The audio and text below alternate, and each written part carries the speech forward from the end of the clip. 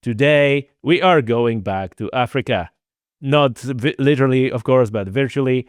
And we are going to talk about topics related to conservation and science in Africa. And as you might expect, every time we're talking about African continent and these issues, the topic's going to be difficult and maybe even sometimes contentious. And that's exactly what you come to expect from Conservation and Science podcast, where we take a deep dive into topics of ecology, conservation, and human-wildlife interactions. And I'm Tommy Serafinsky, and I always strive to bring you diverse perspectives on environmental stories that we cover, which means that sometimes you may hear views and opinions that you not necessarily agree with, and that's okay because we need more dialogue and understanding and less division and fighting. And today, our guest is a filmmaker and conservationist, Ryan Davy. Ryan, welcome to the show. Thanks so much. Thanks for having me. I've been anticipating this conversation for the last week, so it'll be exciting to see where it goes. The same. And I just want to give a shout out to a listener, Rod Ward Abel, who contacted me after episode 204 when we talked about the botched elephant relocation. And he was talking about the issue of a lonely elephant. I think it was in the Knisa elephant. Neisner. Sorry, I'm terrible. I'm terrible with pronouncing. No problem. Neisner. No problem. And we might touch on this as well. But I watched So then you contacted me, sent me a videos, and I look at your profile. I look at your videos, and I go like, man, there is a lot to talk about here. Not necessarily only about this lone elephant, but we might touch on this as well. So anyway, so thanks for Rod for getting us in touch. Without you, that episode wouldn't happen. And listen, Ryan, you have a new film coming, right? And so let's jump right into it. This is what we always do in this podcast. And the title of the film is Culling Conundrum, and this is like calling. You hear the term calling. There is a red flags in the a lot of minds of people are coming up. We talk about this film, but maybe as I probably did very poor introduction, introducing you as just a filmmaker and conservationist. I would like you to first give us a little bit of a background and introduce yourself to our listeners. Great. Yeah, thanks so much. Well, I left school very, very early, so I wasn't blessed to have the education that most scientists or conservationists or environmentalists have. However, I do have feet on the ground for 30 years. So I joined national parks when I was about 16. In fact, I was too young for them to pay me. So I was just, I was passionate and I just wanted to learn and I wanted to be out there. And I volunteered in the mountains for about 3 months. And then I was getting a little bored and thought, well, if I'm going to volunteer my time, I wanted to be action orientated. I want to be inspired. So can you put me somewhere where I can learn a lot more, a lot faster? So during a process of elimination, they sent me off to a area up in KwaZulu-Natal, Midlands. Actually, it's very primitive, very old school. They still kind of ran around in loincloths and hunting spears and all kinds of things. And they needed a group of young guys who were sort of eager enough and dumb enough to not really understand the risks involved, and gave us a rifle and said, go out there and catch poachers and protect 100,000 hectares of game reserve. And the idea was that they were going to bring in the wildlife, bring in elephants, bring in giraffe, bring in kudu, a whole bunch of other species. And we were to protect them, but at the same time clean up, go into the communities, talk to the communities about how, we had set up this biosphere and that they were no longer allowed to hunt and that we were going to provide them with jobs and food if they needed. And obviously the dogs weren't allowed to hunt in the fields anymore. Each kraal, we called them kraals back at the time, but each little homestead would only be allowed 2 dogs. They would have to be fenced off because obviously they were going to get either killed by the wildlife, or we would have to shoot them because if they're out in the game reserve, we're going to have to presume that they're hunting. So this was a very exciting job for me. It was about 2 years I was out in the bush, and I learned a tremendous amount from conservation. But there was always something sort of itching behind me, and that was filming it and capturing it so that I could be able to, give the audience or a country or a globe the sort of experience that we were experiencing on the ground. So I started borrowing cameras, and I wrote off a couple being, charged by elephants and all sorts of things. But during the learning process of the ladder of experience, I started to understand conservation. I started to understand wildlife filmmaking, and over about, I'd say, 5 years, I sort of hopped between filmmaking companies where I could leverage on the software and the equipment, and getting out there in the bush, getting stories told, getting it, getting as much content and as much experience as possible.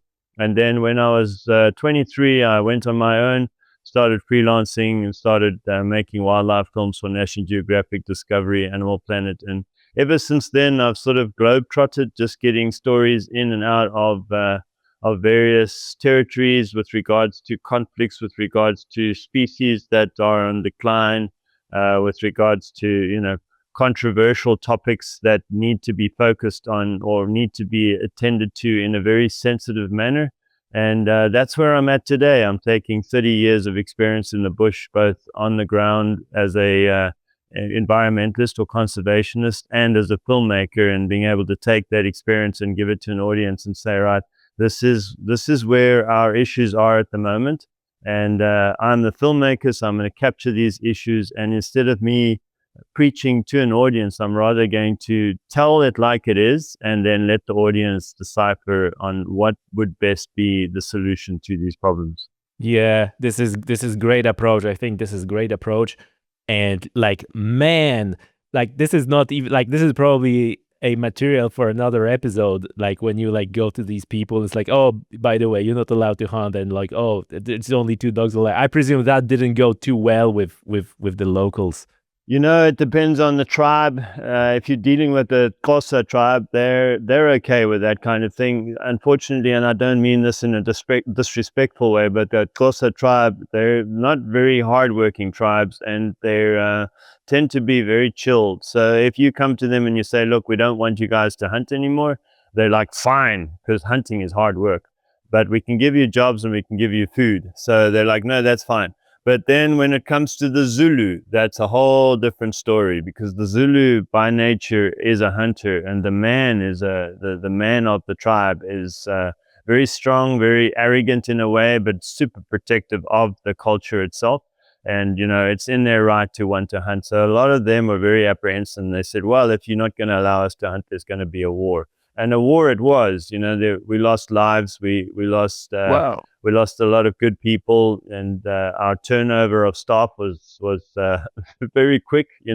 I ended up running the anti-poaching unit for about a year, because I was upscaled as people would resign, and I would stay on, and I learned a lot. And I took a more diplomatic approach, so I would go and sit with the Induna, sit down, and we'd have to drink his horrible beer, and talk to him and just say, okay, how can we find a happy medium? What do you need? And what can we achieve, or how can we achieve this in a mature manner where nobody gets killed and nobody gets upset? So the Induna would say, well, this is our land, we were here first before you guys set up a biosphere. Now you're putting in all these animals, and you're making our lives dangerous. And I'm like, okay, that's fine, understandable. I'm just the guy on the ground. I'm the anti-poaching unit. I'm here to tell you that we are here to preserve wildlife. We're here to put in more animals so that we can preserve those animals and look after them. But at the same time, we can't allow you guys to have carte blanche on the place and just start hunting animals. You must understand that for your safety as well. Obviously, the elephants are very dangerous. There's leopards, there's lions, there's all sorts of animals. We're here to protect you, but at the same time, we're here to say you can benefit from this park. We can give you employment. And when somebody comes here to hunt an animal, because obviously we've got to crop our numbers, we can't just let everything live forever, then you can benefit from the meat. You can benefit from the skins. If the hunter doesn't take the skins or the meat, then you guys can have it. We can work together. And a lot of them did at some stage, but you're always going to get the rebels. So those are the ones that tend to try and influence others and cause drama between tribes and between cultures and between homesteads. And because each culture, each territory has their own sort of homestead and their own rules, and it's kind of like America. Each province has its own, or each state has its own rules. So that's kind of how what we had to deal with in KwaZulu-Natal at the time. We're talking 35 odd years ago, and there's a lot of how can I say vigilantes. They would take the law onto themselves. So we were in their crosshairs for quite a while, and it was very difficult and extremely dangerous to go into these homesteads and to talk to these indunas, especially since they already had us in their crosshairs. But we managed, and we've got it where it wanted to be, and everybody was happy. And then the bombshell happened, and that is when I learned that not every conservationist has good intentions. The park started to develop a lot of money. We had tourism coming in. They had brought in a lot of, they brought in 9 elephants from an orphan, or from a culling in 94. So that's when culling stopped. So we adopted 9 elephants from that culling program, and how the park was doing well, and then the money, people got greedy and they started taking shortcuts. And that's when I started realizing, okay, just because you've got people up at the high end of the boards, or they sit in executive offices all day, and they sort of the players, they're bringing tourists in and all that, doesn't mean they're all clean, and somebody got caught with their hand in the cookie jar, and the entire operation was shut down. Money was lost, and due to bad management, the program was shut down. So it felt like 2 years in vain, but at the same time, I learned a heck of a lot about conservation. And it's usually like you learn the most from the failures. Yeah, most important lessons. Yeah. Wow, we already started like really, like I don't want to get distracted now, because this is with this topic, and it is incredibly interesting, like intersection of human rights and animal conservation and human wildlife conflict and conservation conflict. This is like incredibly difficult, and probably we're gonna touch on that later on. But I want to now switch to talking about your upcoming film, The Culling Conundrum. Tell me, maybe now, like people leave it in a podcast to the end, but I'm just gonna do it now. Where is the best place for people to go and see your work and see your films? Is that your YouTube channel, or do you have a website, one of the websites that you want people to direct to? Yeah, so clockworkorange.info is the website that hosts some of the films. And as a kind of a understanding, because conservation has changed quite significantly since I was a boy, and as it's changed, I've had to learn more and more about it. So I kind of went on a cross-country spree for about 2 years, where I would go into Zambia and Namibia and Mozambique, Zimbabwe, Botswana, those areas, even Angola. And I would learn, and I would talk to the local people how they felt about conservation. And during that process, I came to realize that there's this word that people whisper, but it's a very important controversial word, and that is the word culling. So during the process of identifying where the problems are and where the loopholes are, and the two extremes, which I'll talk about soon, I realized that I'm going to have to take on this challenge of telling a story that nobody really wants to tell, because it's a whispered word, and too many people have too much to lose by talking about it. So being me, and I don't have anything to lose. I don't have an organization. I don't have a game park. So I thought, let me get everybody's perspectives and educate the audience on what is happening out there.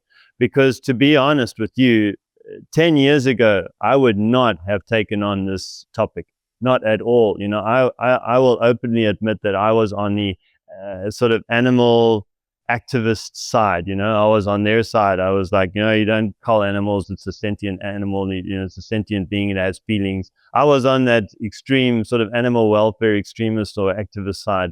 And I was opposing the people that were saying, no, you just got to cull these animals and you got to hunt them.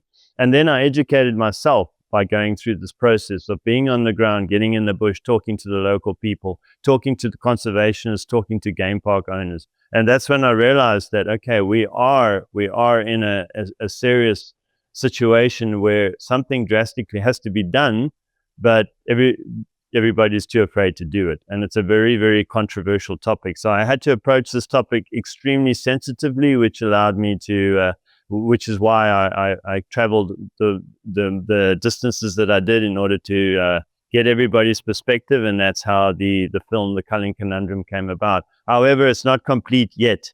I do need to still raise some money to finish the post-production of the film, because irrespective of the fact that I've got real life footage and, you know, good interviews and all of that from various individuals, there's still a thing called computer generated images, because there's certain things that I can't capture and the audience need to see it. And that is, for one, human wildlife conflict.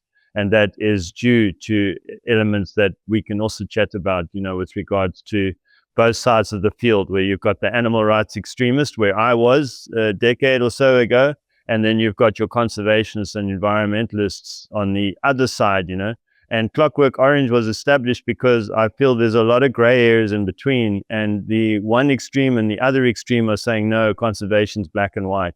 It's not black and white. There's a lot of gray areas that we have to explore. And the film, The Culling Conundrum, explores all those elements. And at the end of the film, the audience must make up their own minds as to what can be done, and at the same time understand conservation in its entirety, you know? And because I think that's the biggest problem, is that there are too many influences from both sides of the party. So your animal rights extremists are influencing a certain type of audience, and then you've got your environmentalist scientists and conservationists who are also influencing a certain side of the story. So it's like a piece of cake that they split up into two, and, you know, the one's trying to sort of edge more cake onto that side, and the other one's trying to edge more cake onto that side. And I'm saying, well, join the two, and let's try and, as mature adults and conservationists and, you know, custodians of this planet, I feel that we need to understand that we have differences, and that we need to, how can I say, agree to disagree. And then instead of fighting at each other all the time, let's find solutions. And that's what the Culling Conundrum does, is to help the audience go through the entire process to find solutions. It sounds like, you know, one absolutely excellent job. And this is something that I try to do with this podcast as well, kind of like a bring two sides. And you probably could infer that from my intro, that this is the whole thing, to present the gray areas and present the topics, and probably, you know, some people may say, oh, you know, I never thought about that, which is always good. And look, like, culling is especially, you know, like, it is a contentious topic when it comes to, you know, culling badgers, for example, in the UK or Ireland, where I'm at, right? Like, these things. When people talk about culling elephants, then, you know, the it's off the chart. And ages ago, I had recorded a podcast with Ron Thompson, and who, at the time, it was year 2020, so it was 5 years ago, when he went on to some high profile TV shows, and boy, he got hit on, you know, and like, you probably know Ron, and he was like unapologetic about that. Yes. I think he could have communicated it better, but he went onto this like a media tour almost, and you know, even the I don't want to say feedback, but the shitstorm I got for even talking to him, it was just unbelievable. That was, like, for folks who wants to listen to that, it was episode 76. I probably don't want you to listen to this episode. It's one of the early episodes. It's just because it's one of the early episodes, and, you know, I didn't entirely know what I was doing as a podcast host. But I know a lot of scientists listen to this episode, and they say, like, that was a very good episode, because, you know, we dive into the details of, you know, like technicalities of culling, and then the whole program, and the feedback was like, oh, why park rangers didn't come up and get him out of the park and arrested him. Is like, dude, he was actually leading rangers in that park. It was like a 2-year project, so that was probably before the end of culling that you mentioned, right? Yes, correct. Yeah. So the time frame that culling stopped was 1994, and it was a very controversial time for a lot of scientists and conservationists. But guys like me, as filmmakers doing films for National Geographic, we were like, "Yeah, that's great. Stop the culling." But I was wrong. I was completely wrong because I was badly influenced by animal rights extremists because I was being, influenced and paid by them. So of course I took their side, because I was young and I needed equipment and I needed money. And I was like, okay, so you guys don't support culling. No, I agree. But if I go back to when I was a boy, and, we would go through parks or whatever with my father, and my father, well, when they're talking or having a conversation and the word culling came up, we would say, oh, what's culling? And my father would say, well, it's when there's too many animals and they cull them, and then they distribute the meat or they sell the meat and the money goes back into the park. And we were like, oh, okay. We just accepted that, But now this word has become so taboo that it's influencing and causing a lot of issues. But for an audience to understand how culling or why culling is essential, what I'd like to do is give you a kind of an example of, let's say the audience are going to play a game, and the game is you can build your own game reserve, you can manage your own wildlife. Okay, so now let's say we're going to take Madikwe Game Reserve in the Northwest Province is a very good example. So let's say in this game you can develop 75,000 hectares of ground. Okay, boom, you put your fences up, you've got your park. All right, now you ask the system to work out a carrying capacity, and that's very important because it allows you to understand how many animals this park can sustain. All right. So you ask the system, okay, so what kind of trees do I have? What kind of shrub do I have? How much water do I have? All, different ecosystems. I've got wetland, I've got sand forest, I've got Mapani, I've got savanna, I've got various ecosystems. So it works out a carrying capacity for you. And, that would be in the real world, that would be your scientists. But the system's going to do it for you. So it'll say, okay, so in 75,000 hectares, based on the number of trees you have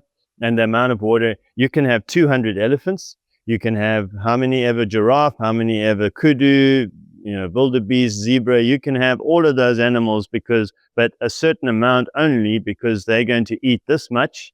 And the elephants eat, average on 200 kilograms. Let's be modest. An elephant eats an average 150 kilograms of food a day.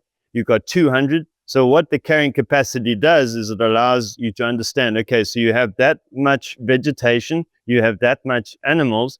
If the animals had to eat this food every single day, how much time frame and how much land would you need in order to allow these animals to return to that spot they've eaten a year ago? Or how long will it take for that vegetation to rehabilitate itself? So that's how our carrying capacity works, is that, okay, so you got 200 elephants.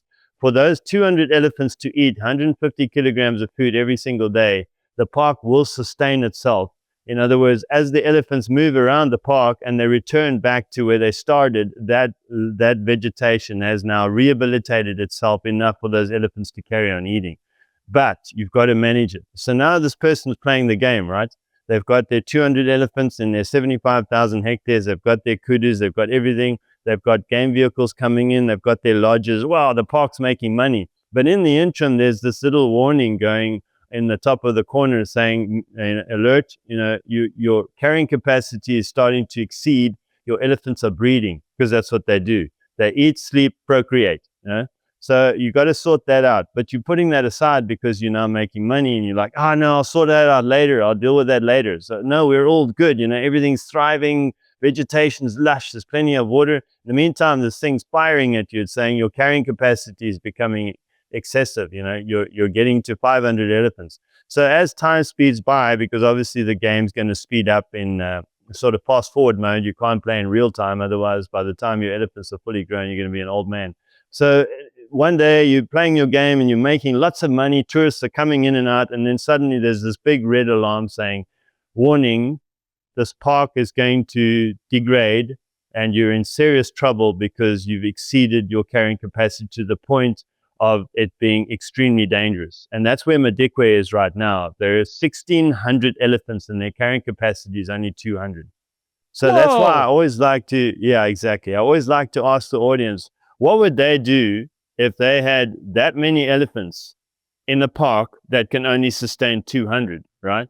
So now you've got a major problem because, well, let's say you go down the list. Okay, we've left it too late, but what are our options? Okay, you can use contraceptives. Okay, great. Let's use contraceptives. Okay, so now that's a huge problem because technically, let's say a scientist comes to you and says, oh, well, you need to stabilize your herd, so start using contraceptives. And that's the animal rights extremists as well. They're saying contracept your animals, which in itself is a conundrum because a lot of them post little pictures of beautiful little elephants and they say, help, we're going extinct. But on the other side, they're saying use contraceptives. So if you're extinct, why are we using contraceptives, you know? Anyway, so that's one element that was extremely controversial, and it's happening today as we talk. Animal rights extremists post pictures of pretty little elephants and they say, help, we need your help, they're going extinct. But they're also advising game parks to say, hey, you've got too many animals, use contraceptives. But they even like in the conservation conversation that I had, like about calling deer or deer control, there's always like one guy rolls in and said like about contraceptives. And even if you're talking about contraceptive in deer, like number one, it is like extremely expensive. Because it's not like it's not like you apply this once. You need to basically put those females on the hormonal therapy. I don't know if exactly. you know how that works in humans. Guess what? It works the same.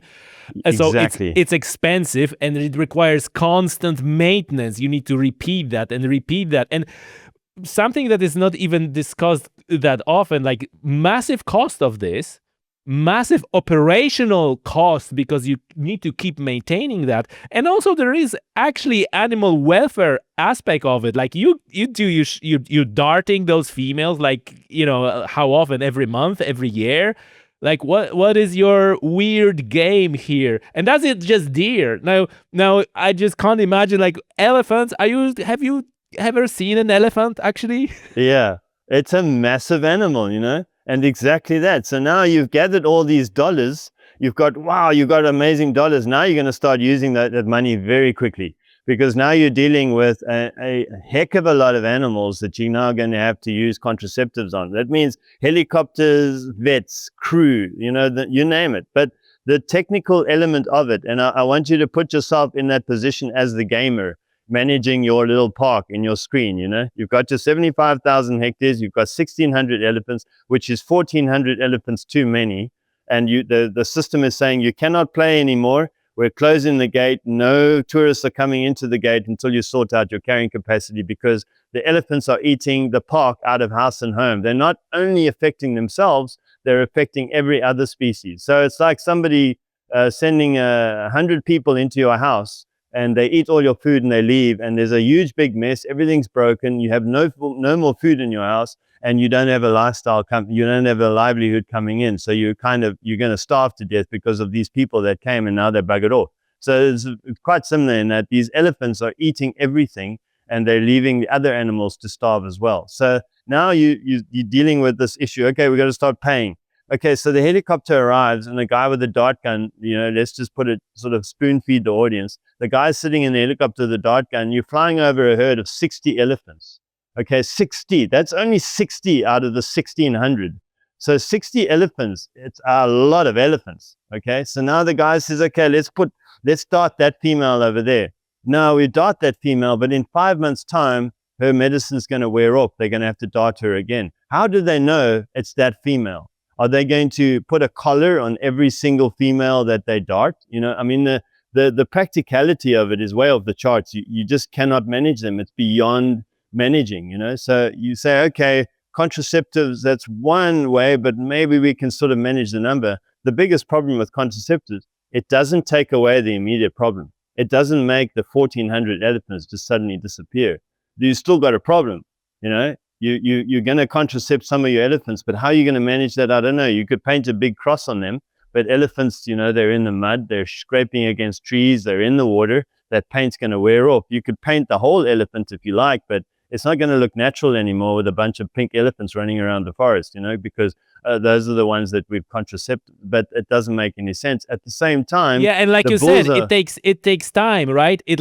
When do you actually start to see effects of it? It's gonna be years and years and years, and in the meantime, you need to continue that process throughout all these years before you actually see the results when the excess of the elephants just dies out, and they live for like how long elephant lives on average? 70 odd years, you know. So it's a long process, and it's extremely expensive. And you know, many may say, well, how did we do it in the past? In the past, we didn't have fences. You know, back in the day, elephants, when the food was running out, they could just move along. So you got animal rights extremists saying, let the animals manage themselves, but they're not managing themselves. That's the problem, and evidence is there. They're not managing themselves. They are procreating. That's what they do. So we have a major issue in this country and in many African countries where there's way too much elephants and they're wiping out the vegetation. So back to the game, the 75,000 hectares. Okay, you've contracepted your elephants. It's cost you millions of rands or dollars, whatever you prefer to use. But you're still sitting with 1,400 elephants, too many. And they're wiping out the park every single day. Every single day, they're eating 25,000 kilograms of food. That park cannot sustain it. So the question to the gamer, the person playing this game, what would they do? What would you do, Tommy, if you had this game and the game was giving you a red alert, it's closed all the gates to say no more tourists because you've got dying animals all around, you've got carcasses lying around because they're dying of hunger, and you've got 1,400 elephants too many. So what would you do? I give you a bad answer, okay? I give you a bad answer. I will relocate them.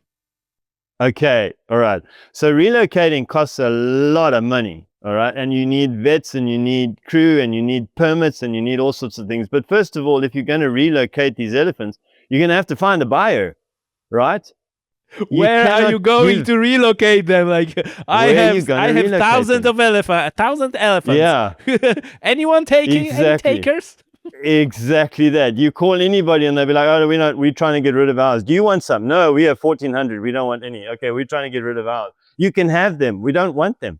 You know, usually you would pay $1 million for an elephant. We don't want them. You cannot give them away, you know. So, and also the cost of the permits, the translocation, you need vets, you need a heck of a lot of crew, you know, just to move elephants from one park to the other, let's say 50 kilometers away, it would probably cost about 70 to 100,000 per elephant, you know. So, you know, you're dealing with a lot of money. So there we're back to the game. You can't translocate. We can't find anybody who wants elephants. We can't give them away because, you know, nobody wants them. We can't just open the gates and let them run away because, of course, then you're going to have serious human-wildlife conflict where elephants are going to run into towns, into communities. They're going to start trampling people. So there you're sitting with your game. What do you do? Yeah.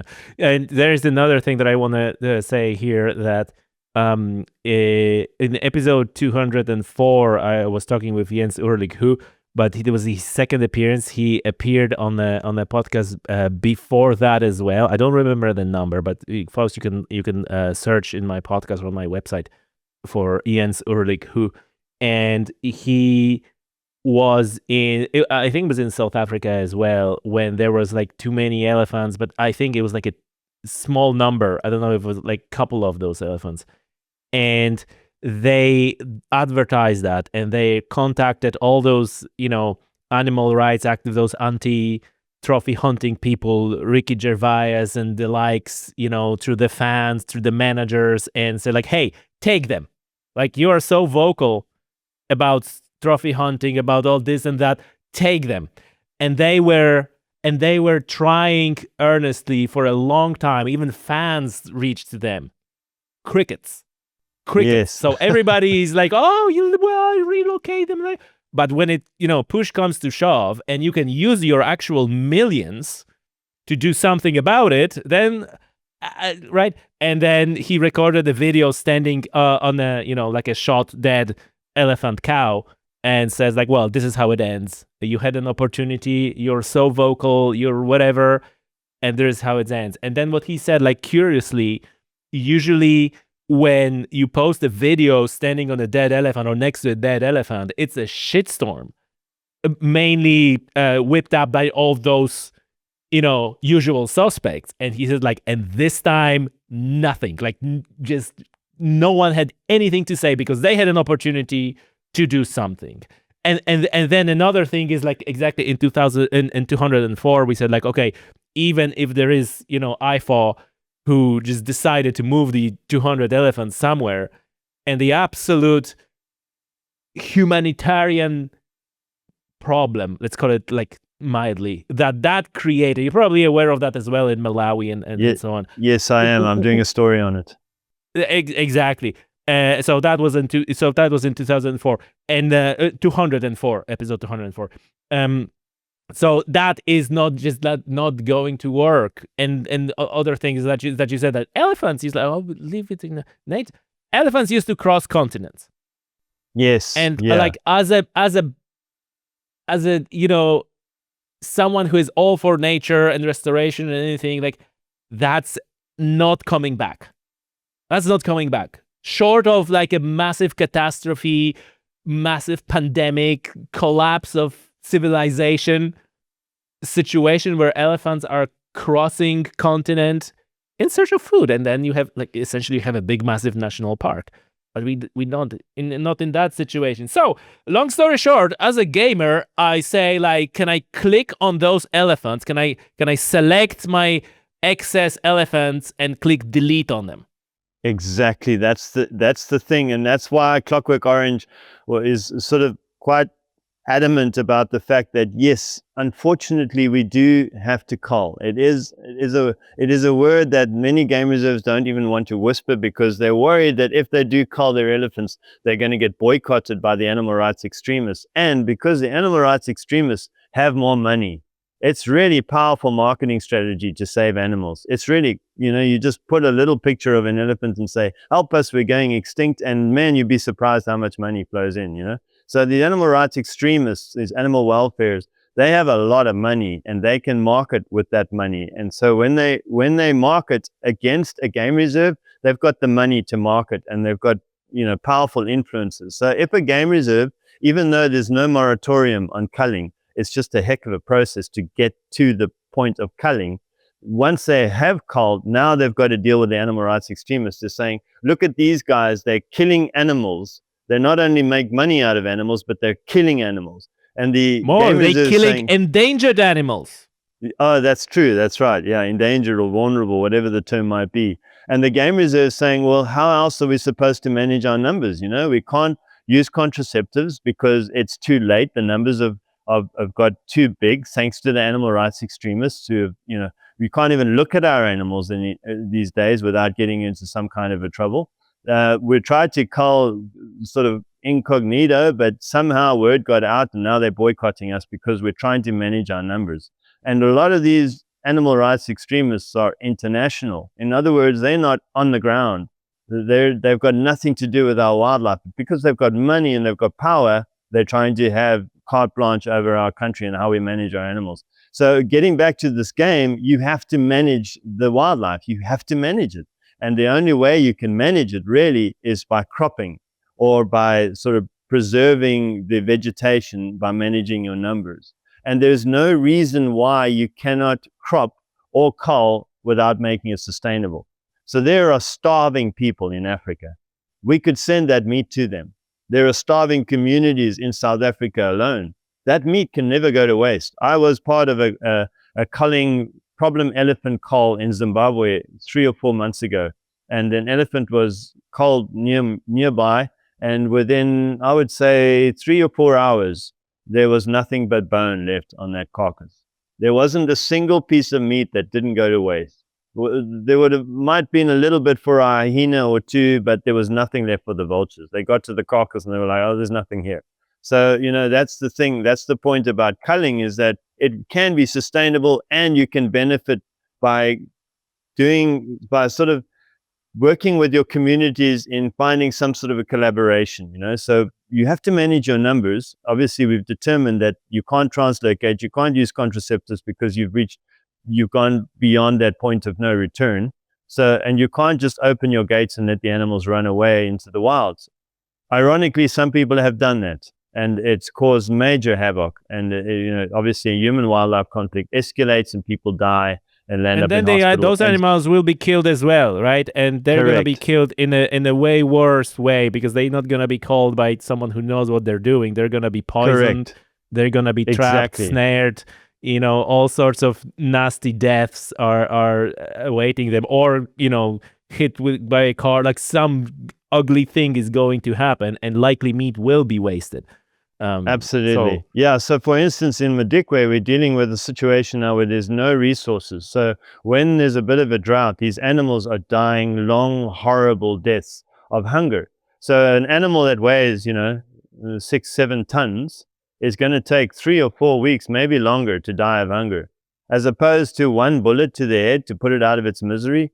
And the animal rights extremists are saying, no, you cannot shoot them, let them die naturally. Okay, so it's way more humane to let an animal die of 3 or 4 weeks of hunger because there's no more food. It's eaten itself out of house and home, thanks to the animal rights extremists. And you have to leave them to just die a horrible, miserable death, as opposed to putting a single bullet to their head. So there's these conundrums, which is where the film came up, is that it's a major problem. Parks are feeling the pressure from animal rights extremists that they can't manage their numbers. And, if you think about the numbers, if you talk numbers, I mean, since private game reserves have been established in South Africa, wildlife has grown exponentially. You're talking, I think the number is almost 9,000 private game reserves in South Africa, and of which 20 million hectares has been put under wildlife, of which 20 million wildlife or wild animals are now existing in the country because of private game ranches. It's being managed. But these private game ranches are now influenced by these animal rights who are saying you can't manage your numbers. You can't translocate without certain permits. But put a couple of sheep or cows or goats in a truck and you can just send them wherever you like, So they're sort of targeting certain game parks. Why? We have to ask that question, why? When it's been managed, these guys know what they're doing. These private game park owners know what they're doing, but they have to, unfortunately, manage their numbers. We've gone beyond the point of saying that animals can roam throughout the country freely. There's this thing called fence lines. There's this thing called too many humans. And what are people going to do about too many humans? I wish anybody luck who comes up with a culling program for too many humans, right? I mean, you can't. So we have to just accept the fact that there are boundaries, that there is land claim, that these animals are entitled to exist within this park, and the park owners are entitled to manage their numbers. So if they feel that their numbers are too high and they want to bring in a game hunter to hunt an animal because the park needs money, you can't just keep pumping money into an endless pit. It needs to be self-sustainable. So somehow they have to make money, and photographic tourism doesn't pay what it used to because there's so many options now. So many. But again, when you talk about like a wildlife conservation and preserving the habitat and so on, then it's just recently when you saw those photos of, like there's GNU trying to cross the Mara River, and there's probably more cars behind the GNU than actual GNU. Is it like what the like one of the folks who I follow on social media, he said like, well, I guess they're crossing that river whether they want it or not, because there's like so the footfall problem with photographic tourism is like it's not better. Ryan, I want to ask you a few questions at this point. So yeah, there is a one other solution in the game. I don't know if the game does that, but the other solution would be to take and expand the area that you have, right? In other words, talking about corridors, talking about habitat protection, because like we know, like in conservation, really everything revolves around habitat, which is precisely the point that you're making, right? It's not about number of an animal. Those animals gotta have a place to live. That is the biggest problem. And once you have a habitat, then, and if you focus on habitat, you're not, affecting positively only elephants. You're affecting all the ungulates, all the birds, all the, like, everything. So the habitat is the king. Is there any way, any solutions around, expanding the park or creating, like I said, corridors that they can move, like just a little bit? I mean, we're not talking about freely crossing continents, because we established that's not coming back, but some, not even as a way of, remove the need for culling, but perhaps reduce the number of elephants that need to be culled, and just, make it a little bit more, like it used to be, in air quotes. There is a problem with that, and they have tried it before, where in certain areas like Tembe National Park, or I don't know if Tembe is a national park, but Tembe on the Mozambique border, sort of near the southeastern side of South Africa, they have an area where it's for the excess flow. They can send the animals in there. And they have tried that in various areas of South Africa and in Africa itself. The problem is you're escalating the problem, because now the elephants are going to go into that area, they're going to breed more, and now you're filling that area up. And so you're now utilizing or you're diminishing that resource that was there to protect the habitat. So by letting elephants out into other areas, they're just going to carry on procreating. The only way to really manage those numbers is to manage the numbers, is to, like we did in the old days, where you had to crop the numbers in order to keep the park and keep the vegetation sustainable, so that it can rehabilitate itself. It had a time. So yeah, by sending elephants into other areas, you're going to eventually have the same problem, and those numbers are going to escalate, and you're going to then reach your carrying capacity, in which case you're going to keep sending them further north. And you can do that in the game. Let's say we're back at that game, the 75,000 hectares, and you say, okay, let's open this chunk of fence here. It's going to go through some guy's farm, but, for the name of protecting animals, let's do it. Okay, that's going to cause major outcry, because this farmer, he's got agriculture there. Now, these aren't sheep. They don't just follow each other in a line. When an elephant leaves its habitat, it's going to pass certain elements, and it's going to smell cabbages, or it's going to smell maize, or it's going to smell oranges. And how are you going to stop an elephant from going into an orange plantation or into a cabbage patch? It's just going to raid it, So that, to give you an example there, that is where the Malawi issue is quite evident. I4, the International Fund of Animal Welfare, they funded the translocation of 263 elephants from Luwande, which is south of Malawi, into Kasungu, which is north of Malawi. The problem is that the game reserve, or the national park Kasungu, doesn't have fences. It may have a fence on the one side, but on the other side it doesn't. And the problem also is that they've taken elephants from a thriving ecosystem, plenty of water, plenty of food, and they've placed them in an area where there's very little sustenance for them, very little vegetation, the right type that they're used to. So of course, when they dropped these elephants there, they ran in every which direction other than where I4 wanted them to be. And of course, that meant that they were running over farmlands. Now, a lot of these Malawian people hadn't seen elephants, because that area had never had elephants, or if they did, there was very few, and it was managed. But some areas, those people never saw elephants. And now all of a sudden wake up one night, and they walk out and they see this dinosaur in their backyard eating their vegetables, which they rely on. They don't have transport or cell phones or anything to go to town to go and get a loaf of bread. This is their livelihood. And in one night, an elephant can destroy that entire livelihood. So millions of dollars worth of livelihood was lost. 12 people were killed from elephants. And here's an example as well, is that within the first 24 hours of those elephants being dropped, 2 people were killed. So in most situations, you would say, okay, most people would say, stop, cease operations. 2 people have been killed. Let's just stop. And we're talking 24 hours after the first drop, 24 hours. Most people would say, stop. That's a sign. They carried on dropping those elephants for another month.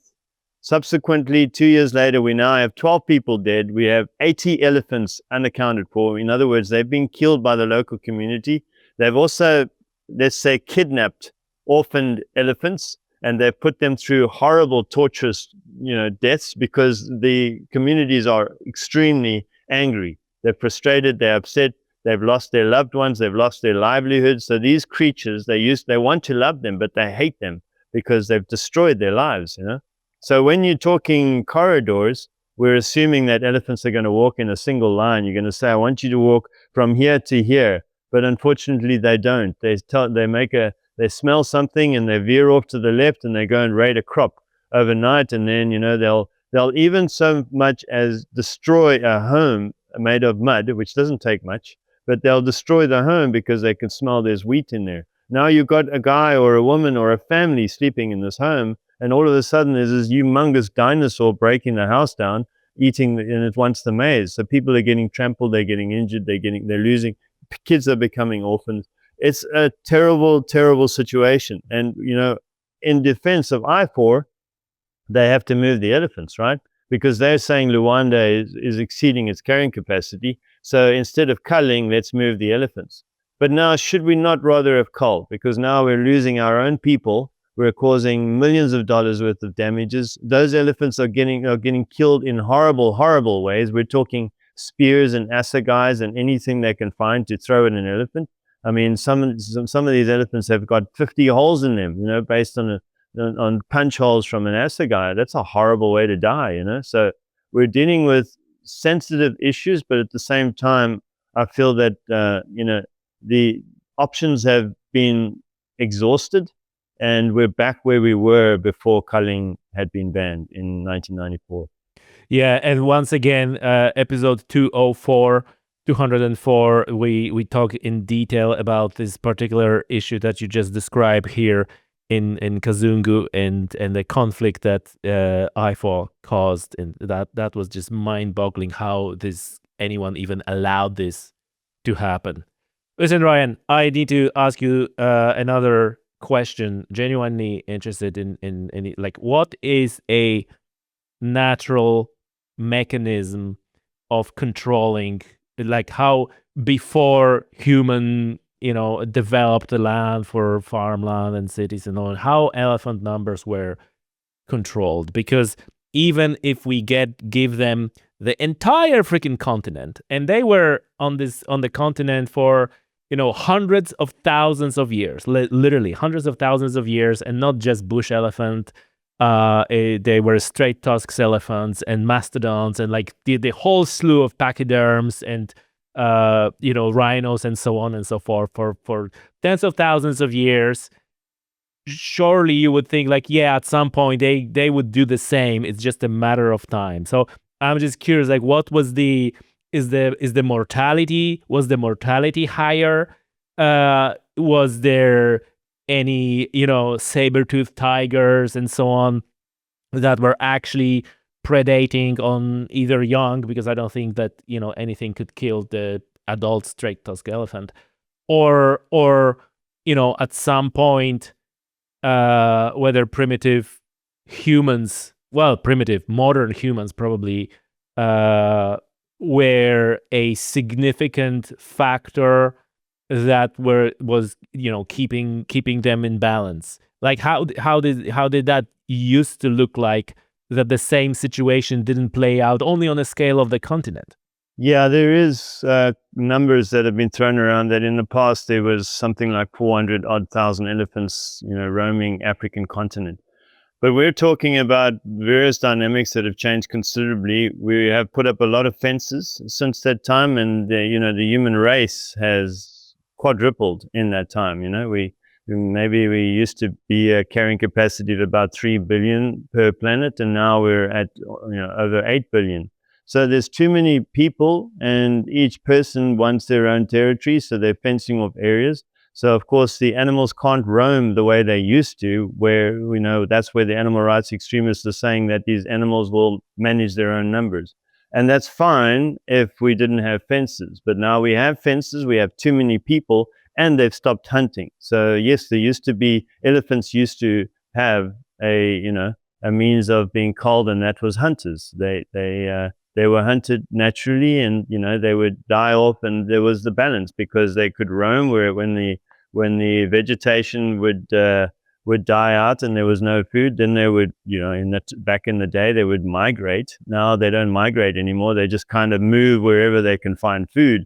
It's because of the fence lines and human settlements, and cities and towns and roads and farmlands that don't want elephants coming in. So I think it's a compilation of all of those elements that have changed the dynamics significantly. And this is why I always have to ask myself, and I love to ask people like you too, if you look at the planet from space, you look at this big, beautiful, giant ball, floating in space, and you eradicated the human element.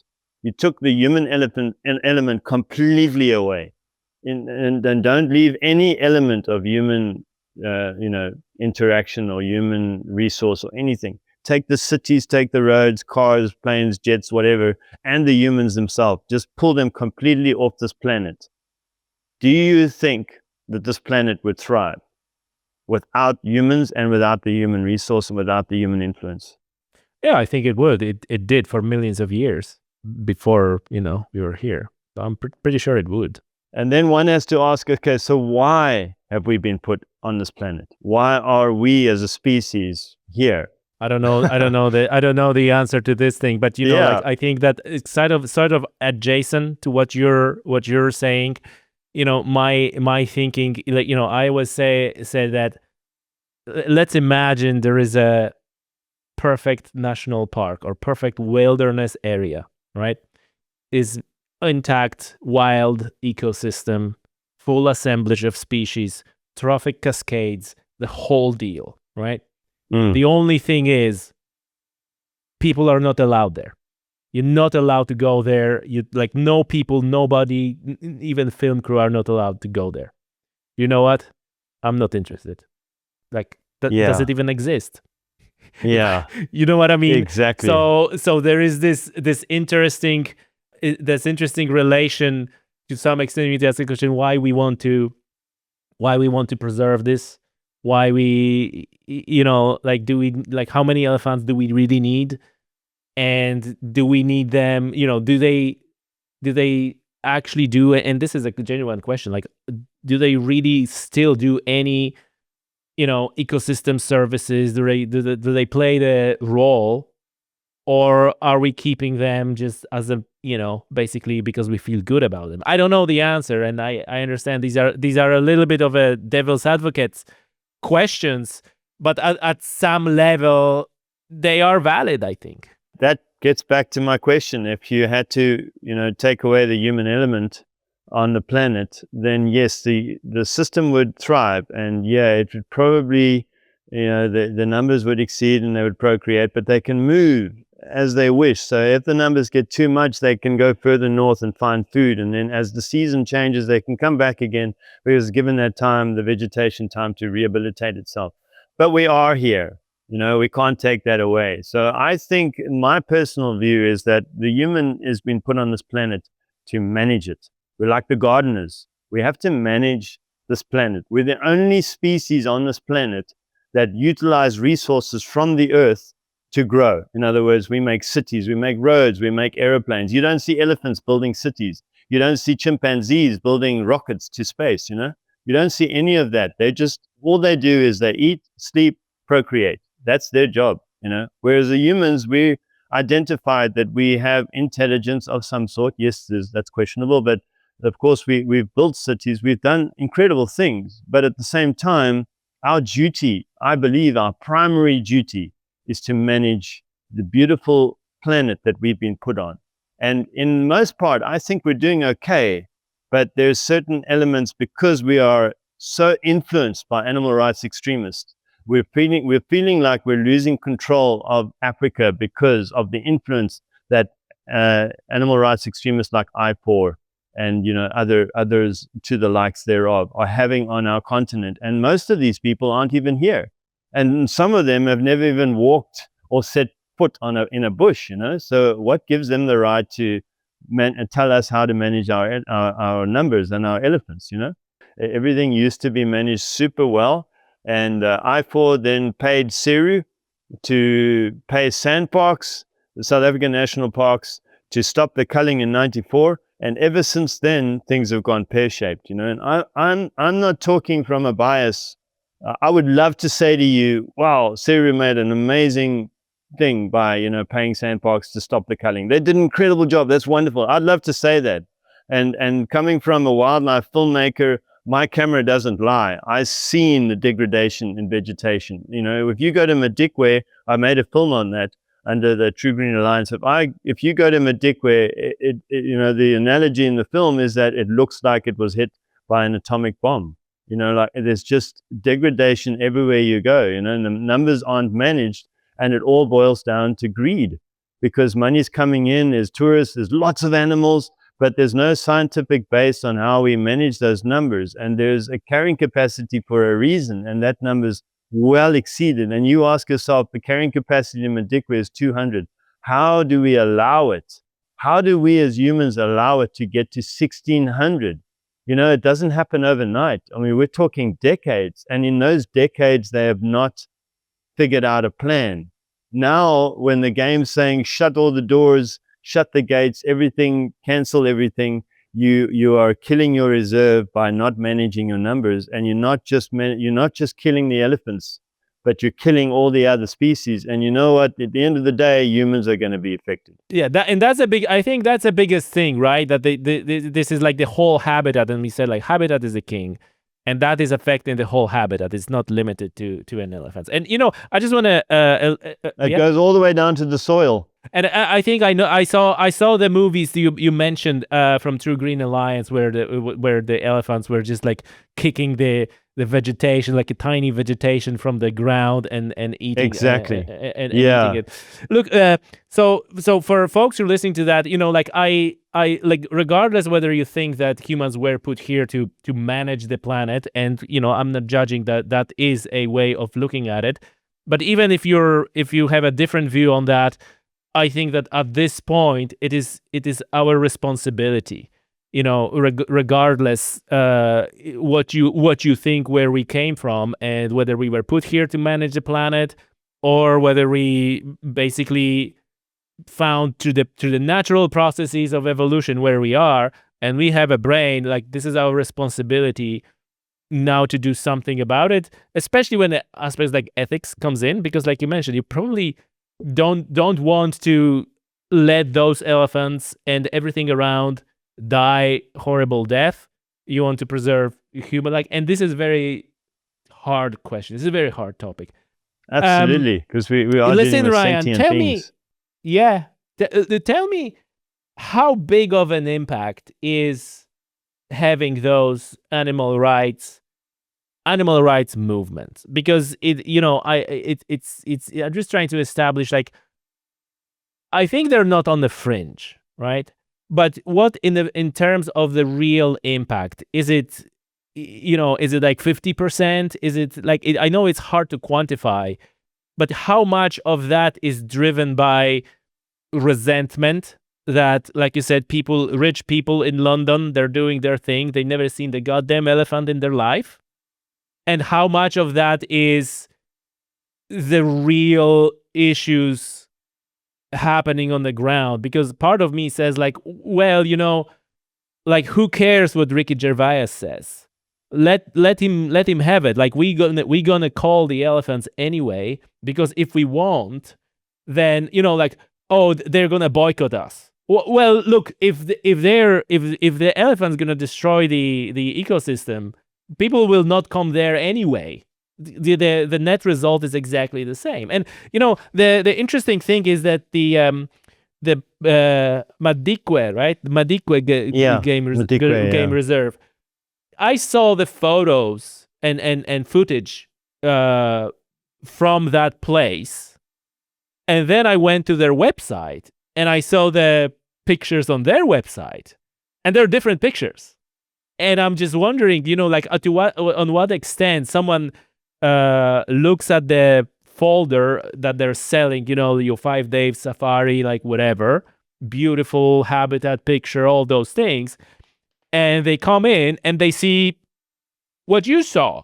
And they go like, well, this is not what I paid for. Like, and so the net result is the same. So I'm just like wondering, like, what is the long game here? Is there any long game here? Because like when I'm saying like that, like, what do they care about the celebrities in the UK? Like, hey, this is what we need to do, because if we won't, the net result for us will be exactly the same. No one will come in. So if no one will come in, at least we preserve the habitat, and then maybe someone will come in.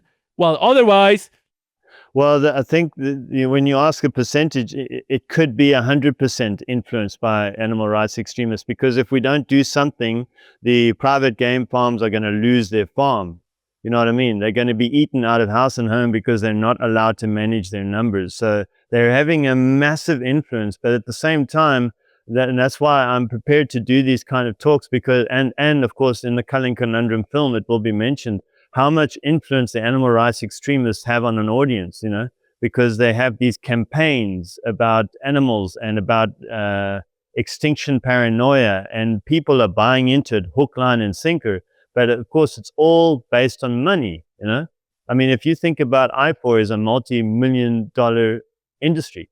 It's a multi-billion-dollar industry, the animal rights extremists, because they're leveraging on people who don't know much about conservation, but who have a lot of money. So they'll say, help us, please, the rhino is going extinct, or the pangolin, or what and for the most part, they're right. These animals are either vulnerable, they're protected, or they're critically endangered, or they're endangered. That's fine. But it's not to say that that you can raise 2 million for it and only give that 20,000 to the organization that's protecting the pangolin, and then you're keeping the rest for yourself. And you're justifying that by having some meeting in Hawaii, and you're flying first class, and you're using money that people have given you based on the fact that they're hoping you're going to use that money for the greater good, but you're not, So these animal rights extremist organizations are dangerous people. They're extremely dangerous because they have a major influence on private game farm owners who are trying to manage their wildlife, but you can't look at an animal wrong and you get accused of being cruel, But what's more cruel, an animal dying of hunger over a 4 or 5 week period, or shooting an animal when you know that you've got too many, and you can then use that meat to form alliances with your communities and to make it sustainable in some way, so that money keeps coming in and keeping the park going, rather than going into the animal rights extremists' back pocket so they can fly first class to their meeting in Hawaii that they could have done over Zoom. So there's these conundrums that are happening, and this is exploitation and this corruption that's happening based on the animal rights extremists. And I think it's very, very important as a human being to become educated about how we manage our planet, and that's in the context of that. That's why I set up Clockwork Orange, even though it is a private enterprise. The importance of the 3 elements of Clockwork Orange is that cultural values. I feel like we've lost our cultural values. We're struggling to communicate with each other. We don't value each other's time anymore. You send a message to somebody on a Sunday evening to say, hey, can we have a meeting on Tuesday? Well, what happened to giving people their personal space and weekends? I feel like we've lost that cultural value, and people are too influenced by money. They're too influenced by greed, materialism, all that stuff. And then the second is environmental ethics. So yeah, the ethics of that would be, do we rather let an animal die 6 weeks of hunger, a horrible, cruel, horrible death, or should we cull or crop that animal while it's healthy, where we can then use the resources of the animal, because it's going to die anyway. None of us live forever, And then the third element of Clockwork Orange is global wellness. And that would be the fact that, as a human being, we have 3 fundamentals, in my opinion. We have the fundamental of we're entitled to earn a salary, we're entitled to earn money if it's done ethically and you're not hurting anybody doing it, you're doing it in a moral way. Then second element is that we're entitled to have passions, we have desires that we want to be with somebody, we have intimate needs, we have needs for material items, we have comforts, we have all of that, which you're entitled to. But then the third element is that what do we bring to the table? What are we doing to contribute to the health of this planet? Are we doing anything, or are we just simply existing and you're doing your 9 to 5 job? You go home, you watch a nice movie on your big screen TV, you have a nice home, you meal, you go to your comfortable bed, you wake up in the morning, go back to your 9 to 5. In the weekend, you mow your lawn, you take your dog for a walk, and all that's fine. Nothing wrong with that. But what are you bringing to this planet? And it's very important, I think, for people to question that. What are we doing to contribute, even something small? But if you are, don't take a cheat. Don't feel that you're cheating by giving an animal rights extremist some of your money. Because I can promise you now, they're using it to buy smart TVs and nice cars and first class flights that you could have used to go on your holiday, So we have to become educated about how we manage this planet. Or you could donate to actual conservation programs. Exactly this that. Money would probably do the much better Which work. stems down to research. You have to research. Yes, precisely. Ryan, how do you see the future playing out? So, and what I'm asking here is not necessarily whether the influence of animal rights will grow or shrink. I'm more asking about the actual elephants and habitat and wildlife. So, is the situation right now that we have these parks, and whatever the current capacity in this park is, that's it. That's how many animals we will have. We will never have more. And actually, that means that we probably will have less because human population will grow, and probably those parks will be under more and more pressure, and then they will be cropped, and then we will have less animals and less animals. Or in your view, is there a hope or a way to actually restore some of the nature, actually restore some of the habitat, and have more of these animals than we have right now? What's your view on that for the future? Well, I don't know if we need more. We just need to manage them well. And I think, as I say in the film, The Culling Conundrum, we've got this war going on where we've got the far extremists on the animal rights extreme side, and then we've got the environmentalists and the conservationists, and they're sort of pointing guns at each other, saying, you're an idiot, you don't know what you're doing, and you're an idiot, you don't know what you're doing, and I wish, and this would be my dying wish, is that we can collaborate and we can form together and we can say, okay, let's agree to disagree and educate each other and allow each other's perspective. And I know a lot of scientists and environmentalists are going to say you're living in a false dream, but we can't keep fighting like this. We've been fighting like this since 1994 when the culling stopped. And that's ideally when the problem started, is that we were denied the right to manage our numbers, and that's causing major impact on our vegetation, on managing parks, on the vibe between humans, because we're fighting all the time, and you got this guy saying, no, this is the right way to manage animals, and you got this guy saying, no, this is actually the right way to manage animals. So that's why I became a filmmaker, because I thought, you know what, I'm going to show you the degradation of wildlife, of vegetation through mismanagement of wildlife. I'm going to show you that, and we're going to get that message out to the audience. And in my hope is that one day we can call these animal rights extremists, shake hands and say, let's sit together as mature adults and not act like a bunch of 5-year-olds. And we sit together in a room and we discuss the solution. How do we find a happy balance between what they want and what the environmentalists and conservationists want? And it's all going to have to be based on the best interests of the planet. How do we make this planet grow better and stay green, Because right now, as I say, if you look at Madikwe, it's not green. It's degraded. It's going to be a desert if we don't manage those numbers. So now they're coming up with solutions, but those solutions are based on influences by the animal rights extremists and influenced by money. So they still want the park to flourish. They still want tourists to come in. So now they're driving their vehicles around where there's no degradation, where it's still nice and lush. For instance, they recently sent in an EMS representative to sort of do a census on the farm.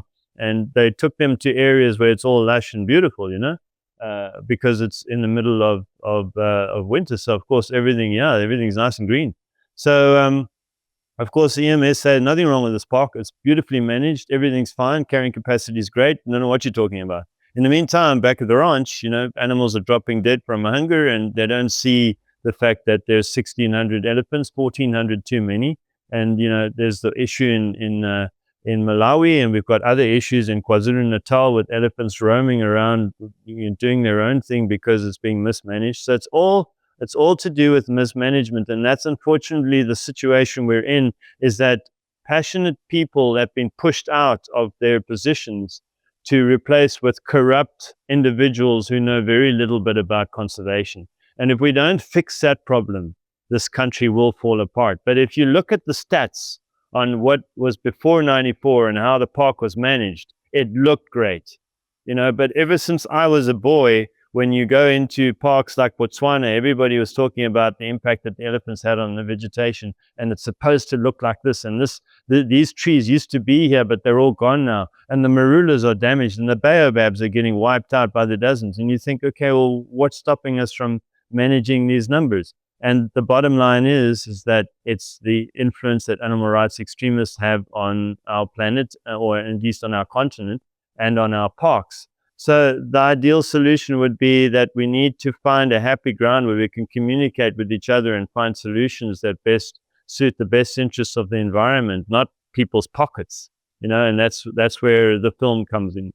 It tells the truth about that. Ryan, listen, thank you for this conversation. I think that a lot of people, learned something, and hopefully was also inspired to research more and learn more. All the links are going to be in the description of the show. When do you expect the film to be available? I'm hoping by the end of the year, because there's a film market in Los Angeles that obviously have 20, 30 odd thousand producers looking for content. And obviously, again, it has to be sustainable. So I've got investors that need their money back and all that. They're in it for the business side of it, which is fine because I'm able to tell my story that way. So I'm hoping by the end of the year. But as I said, we do have a contribute button on clockworkorange.info, and that allows people to help us to tell the story. And, we're not taking a biased approach whatsoever. We're telling it like it is. And then at the end of the film, the audience can then decipher what they feel the solution would be based on the information that they've sort of gathered over the hour and a half of the film, So, it's going to be a very powerful film. There's going to be topics that I think private game owners have been too afraid to talk about because they're afraid they're going to be boycotted, and they need the livelihood, so they don't want to be boycotted. They have to whisper the solutions because they're worried that somebody might get wind of it and then they'll be influenced. But I think the important thing in the film is that the management of wildlife needs to start becoming more of a serious issue, and allowing the parks and the people that are experienced to make these decisions, allow them to make the decisions, and not be based on, laptop warriors that are sitting in another continent that have never set their foot in the bush, or seen a live living animal or an elephant, and yet they're basing their decisions on that and telling us how to manage our animals. So it's really all about just finding balance. That's what it is, finding balance. Ryan, thank you so much. It's been a pleasure talking with you. Yeah, pleasure, you too. I hope we can do it again sometime. There's a lot to discuss. Always is. Great. Always is. Thanks, Tommy. And before you go, since you stick to the end of this show, then first and foremost, thank you so much for listening and for watching. And if you enjoy what I do here, and I presume you do since you listen to the very end, you should subscribe to my newsletter. The link is in the description of the show, newsletter.tommysoutdoors.com. So get in there and you will get notifications not only about the latest episodes of the podcast, but also about everything else that is happening in the conservation and science world.